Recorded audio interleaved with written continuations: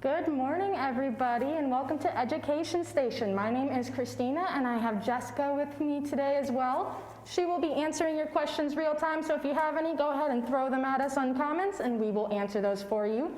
Today, we have a special treat because we actually have two different types of animals. We figured it would be fun for a little bit of a comparison today. So we know that you've met our crested geckos, Hey Hey and Pua, before during our Zoo Creates if you've been watching those. But we thought we would also bring another friend, BB-8, our leopard gecko. And so we were going to do some comparisons and show you some awesome things about each of these friends. So just to give you a little bit of background, BB-8 here, he is a leopard gecko, and these guys are from Afghanistan, so they're more of a dry or arid environment gecko. They're not going to be those tropical geckos that most of them we see. His coloring, as you see, he's called a leopard gecko because he kind of looks a little bit like a leopard, doesn't he, with all those spots? And then if you look at his feet, he has nice and skinny toes. That's a very unique quality for geckos because typically geckos have sticky pads or stuff that help them climbing and all of that, versus he has just claws on the ends and skinny little feet. Another unique thing about him is he actually has eyelids. Most geckos will use their tongue and lick over their eyeball to get water off of it or to keep it clear, but since he is a desert gecko, he actually has eyelids to protect himself if he ever needs to with the sand. And then over here with our crested geckos, like I said, we have Pua and Hey Hey. These guys come from an island called New Caledonia. That's off of Australia and New Zealand. It's a small little island, and they are special because they actually were believed to be extinct for a very long time. I believe 1880s to about 1994 was when they were rediscovered back on that island.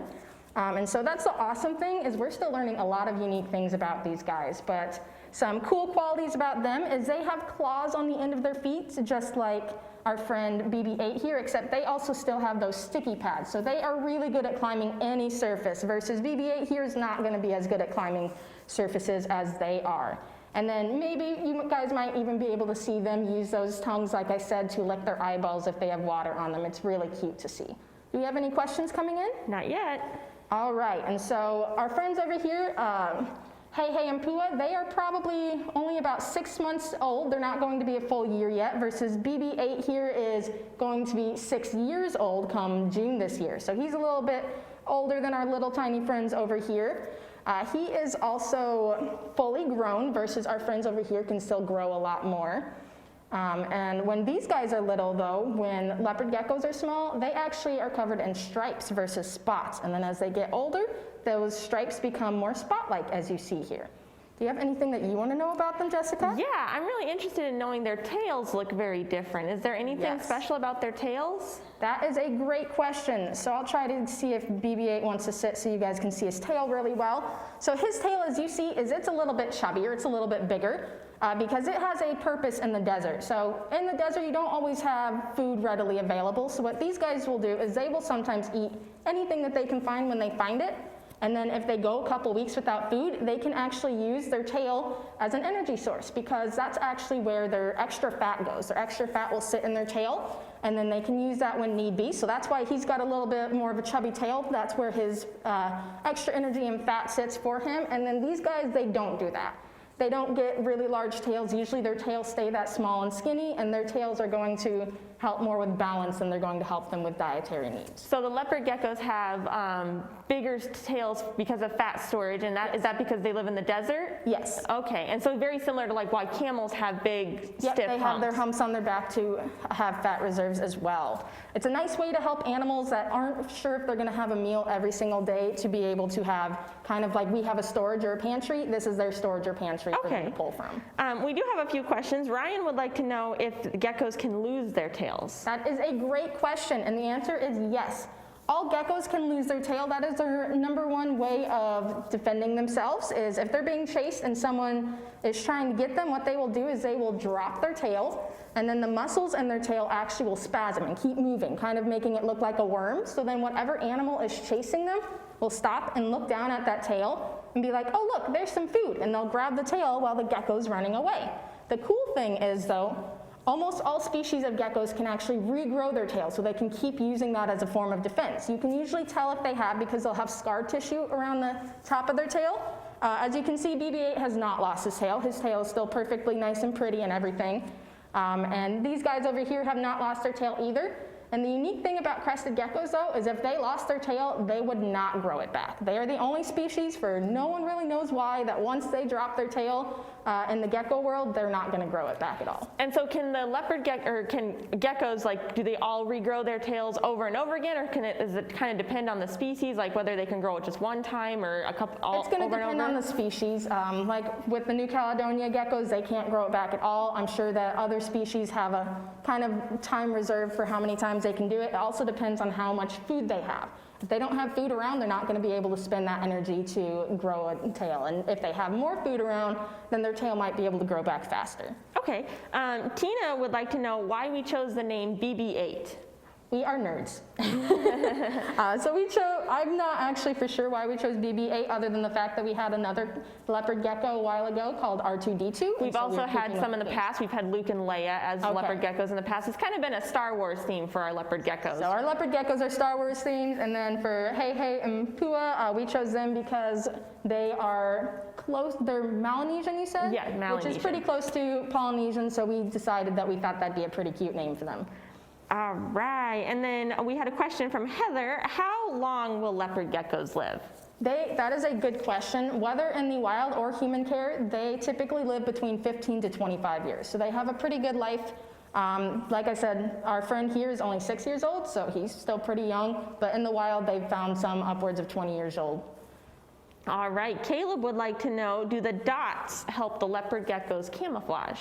That is a great question, and yes. And so in the wild, typically most animals don't want to be just one plain color, because that's still, even if that color is, say, brown in a savanna, that's still going to make them stand out if they're one color. So when they have spots like this, that's going to help them kind of blend in with the shadows and not just stand out with their one color. And since he's a desert animal, he's going to want that more yellowish tan coloring to his body, and then those dark colors will help him blend in with rocks or plant life or any of that out in the wild. Very similar to leopards, like Yes. the big cat. Yep, like leopards, the big cats, as that's what they use to help keep themselves protected, and that's what our little friend, the leopard gecko, does as well. All right. All right. Anne would like to know how old he is. Can you just mention his age again? Yes, so BB-8 will be 6 years old come June. He's got his birthday coming up here shortly. And then our crested geckos over here, their birthday was in August, so they're only about 6 or 7 months old. All right. Missy would like to know why they change colors and if we know what the different colors mean, if they have different meanings. That is a good question. When it comes to leopard geckos, they don't actually really change colors. They'll change those from stripes to spots, as I said. When they're younger, those stripes are going to help them camouflage a little bit better than the spots would. And so the spots are changing from stripes to spots is about the only thing that leopard geckos will change for colors. But the crested geckos, they will change colors to an extent. They're not going to be like your chameleons, which can change complete and utter colors. But what they will do instead is they will have a darker and a lighter version of themselves. So right now, if you look at our friends, they're actually in their darker variety because they're trying to blend in with the wood chips on the bottom, versus if we had them over here, they'd probably lighten themselves up a little bit. It just depends on the lighting around them, honestly, for why they change their color. They're usually darker at night versus during the day, they're going to be a lighter color. All right. Sibby would like to know for BB-8 if they can see his chin moving, and they're wanting to know if that's how we know he's breathing. Yes, so geckos are pretty easy to tell if they're breathing. That chin moving is going to be one way, and then his chest is moving as well. So that's the same with these guys over here. You can see them take their breath whenever their chin kind of moves a little bit.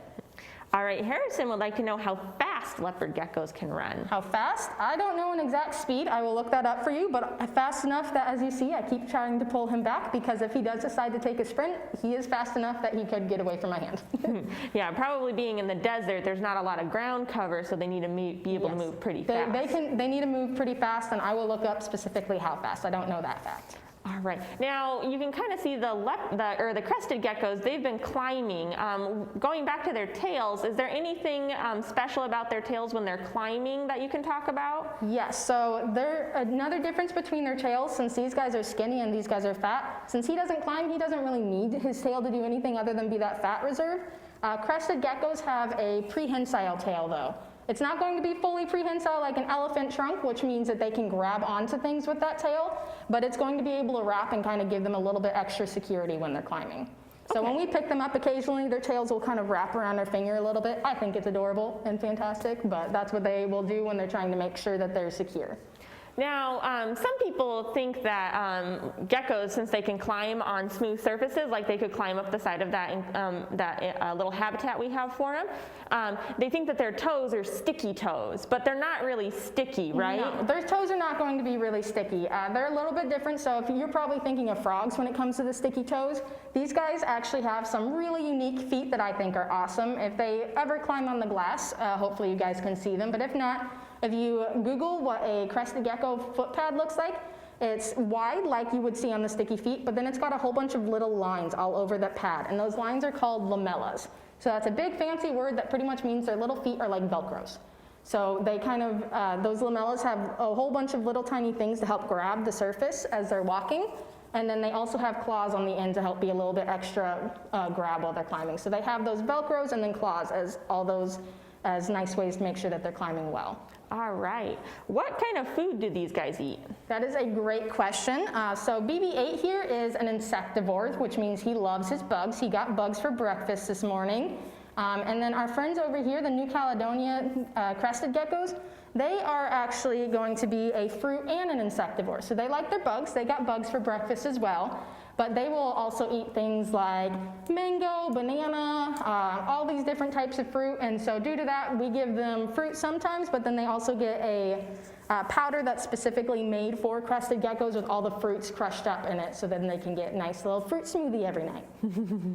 All right, and so they kind of come from more of a rainforest habitat Yes, they're going to versus be more the of desert. a tropical gecko versus our desert gecko. All right, all right. So are these animals common in the wild? In the wild, the leopard geckos, they're going to be a little bit more common. They don't have much of a threat other than large birds and animals that would eat them, but they're pretty common in the wild. New Caledonia geckos, though, the crested geckos, they are not going to be as common because, like I mentioned, they were actually believed to be extinct for almost 100 years. And in 1994, scientists found them on the island of New Caledonia again. And so due to that, these guys are endangered still. They don't have enough of them in the wild to take them off of that since they were believed to be extinct. And so they are endangered. It is illegal to take them off of the island. So when scientists first discovered them, they took a couple to study, and then shortly thereafter, they're like, nope, we can't take anything out of the wild anymore. So would either of these animals make a good pet if people wanted to take care of one at home? What would be some of the challenges of having a gecko as a pet? Some of the challenges are making sure you know what type of gecko you're getting, because as we mentioned, they both come from different environments, they both eat different things, and so they both, honestly, they're not going to be the hardest pets to have as long as you do your research and understand what they need to take care of. He's going to need a drier environment. He's not going to need moisture in his enclosure. He's going to need a lot of hides. You're going to have to make sure that you give him enough food, but not too much that he becomes overweight. So making sure that you're doing your research with them. And then these guys are going to be a little bit more advanced. You're not going to be able to get all that you need just first-time gecko person like, oh yeah, I can do this. You need to make sure that you're looking up what they require, because they do require humidity, they do require hides, they do require moisture multiple times a day. So they're going to be a little bit more tricky to take care of. Okay. And then, so these are both reptiles, correct? Yes, how do we know that they're reptiles? They are reptiles because they're going to be, their skin is one thing, so they're not scaly like snakes, but they're going to be that kind of baby soft that most geckos are. And then they don't have ears like we do is another thing that helps you know that they are a reptile. If you look on the side of his head, he actually has little holes in the side of his head, and that's where their ears are. But then the biggest difference between these guys is we are warm-blooded. We make our own body temperature. We typically stay in around 96 degrees. That's what our body does, versus these guys, they need heat to make their body. They're cold-blooded, so they need that heat to kind of warm them up. So when it gets cold, they kind of get more sluggish. With all the lights on us, you can see BB-8's loving it, and it's warm enough for him to be moving around. Same with our crested geckos. So cold-blooded versus warm-blooded, and then also these guys will lay eggs versus we do not lay eggs. All right. AV wants to know if the lizard's tails can grow back. So can you kind of go over what the differences between their tails are and who can grow them back? Yes. So leopard geckos here, he can grow his tail back if he drops it. It's going to take some time. He's going to have to make sure that he has enough food around him to grow it back properly. But then crested geckos over here, if they drop their tail, they never actually will grow it back. I've had a crested gecko before, and the one thing everyone always asks me is where his tail is. I bought him that way. He dropped it at some point. I don't know. So they cannot grow their tails back. And so dropping their tails isn't something that they just want to do on a whim. They want to be like, it needs to be their life is seriously threatened, right? They have to be extremely stressed out for them to drop their tails. For crested geckos, it depends. When they're young, sometimes they are a little bit more skittish, so it is pretty common when they're young for them to accidentally drop their tail if they just get startled really big. But once they're an adult, you have to scare them and make them think that it's a life or death situation, which is why usually ours have their tails unless they came to us in a different state. Okay. Because we give them the respect, we try not to scare them, and make sure that they are comfortable with us. All right. What are some of the programs that we take these guys on in the summertime? So these guys can go on any programs that we do. So I'm one of the outreach specialists, which means that I travel all over Iowa and bring our animals. So they can go to libraries, they can go to daycare, schools, we can go to even senior centers, all these different places we can bring them along. These guys are a little bit newer, so they've been just doing booths at the moment while they're still getting used to us, but they can, once they get a little bit larger, once they get a little bit more used to us, and we can take them out on programs and meet anybody, anywhere. Pretty much any community engagement item we can bring them to. And so once the zoo opens back up, and we get Critter Corner up and running, would we see these guys in Critter Corner at all? Yes and no. You can probably see our leopard geckos out in Critter Corner. Our crested geckos, we probably wouldn't bring them out unless we had them in an enclosure like this, just because they are very good at jumping, they are very good at climbing.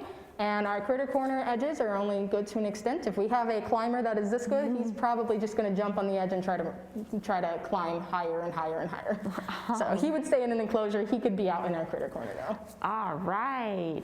And well, if anybody has any other questions, we'd love for you to put those in the comments. Otherwise, is there anything else you can tell us about these interesting geckos, Kristina? Yes, I do have a couple of other facts. And so in the wild with the crested geckos, surprisingly, their number one predator in the wild is going to be fire ants. So fire ants, if you're from the south, like I am, you know that they're not very fun ants. They're little tiny, or they're ants about this big. They're a dark red, brown color, and when they bite, their bite stings. And when they bite, they also release a pheromone, so other ants will come and swarm, because typically that means either food or they're being attacked. So the ants pretty much always will go like, "I help you, brother," and they'll come over. And so fire ants are actually the crested gecko's number one predator in the wild, because they are invasive on New Caledonia.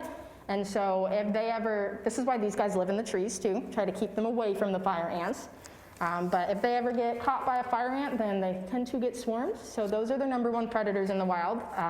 And then these guys, a fun little fact about our leopard geckos is the temperature of their eggs are actually what determines the gender. And so if an egg is 87 degrees or higher, that is going to produce a male. And then if the egg is 79 degrees or to 83 degrees, that's going to produce a female. And so that's the unique thing about a lot of reptiles, is it's actually the egg temperature is what makes them male or female. All right, so Harrison has a question, and he wants to know if they catch bugs like frogs do by sticking out their tongue. Yes and no. Their tongues aren't going to be as long as some frogs are, but these guys will typically kind of move their head and get their tongue to grab onto it, and then they'll just keep readjusting the food in their mouth with their tongue. And then he's going to be more of those types of predators that will kind of push his head on the food. He's going to be in ambush and kind of try to bite, versus these guys will use their tongue a little bit. Do they have teeth? They do have little teeth, surprisingly. A lot of people don't know that about geckos, but they do have itty bitty little stubs of teeth which help them grab onto their food, so when they get any piece of it, their food can't run away. Okay. All right, Wesley would like to know how big they are when they're born. How big are their eggs? Their eggs, crested gecko eggs, are literally about that big. So they are really tiny when they are born. And then I believe that's about the same size for leopard geckos as well. So when geckos come out, they're probably only an inch or two long. They're not going to be very big. They typically lay a lot of eggs due to this, because they want the best chance for their babies to be able to make it to adulthood. So they will typically lay, I think crested geckos, once they mate and go through that process, they can lay 2 eggs every month for about 8 to 10 months. And then leopard geckos are going to lay them more in batches, and they'll lay probably about a dozen eggs at a time. Right, if I remember correctly, I think the eggs are about the same size as like a myconite candy. Yes, that's a good description. Yeah, they're very similar in shape and size to myconites. Yes. Yeah. All right, and then do they make like a nest? Because like sea turtles, when they lay eggs, they'll dig a nest in the ground. So I'm kind of thinking, would a leopard gecko do something like that? Do they kind of just lay them on top of the surface? What would a leopard gecko do for A leopard gecko would probably try to hide them to an extent. I don't know if he's going to bury them like a sea turtle, but she would probably try to lay them in a little nook and crevice in an area where they're going to have a better chance of making it to hatching. And then crested geckos will do the same, except up in a tree on leaves. Okay. Luke would like to know what they feel like, what their texture is. And that is a good question. So obviously we can't feel right now, but I know these geckos pretty well. BB-8 here, he is going to be nice and soft, which is ironic because you see all those bumps.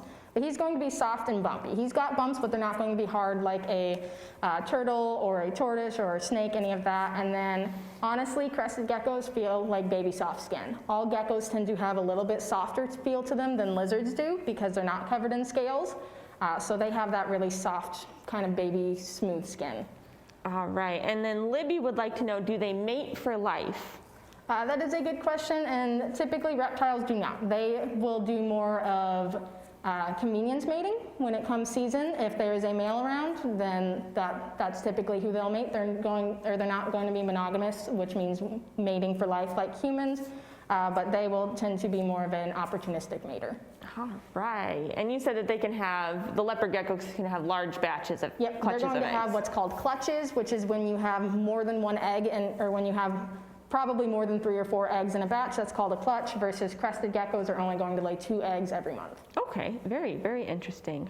All right, well, thanks so much, Kristina, You're welcome. for all this information about geckos, and thank you to everybody for joining us today, and we look forward to seeing you guys next week for the next education station.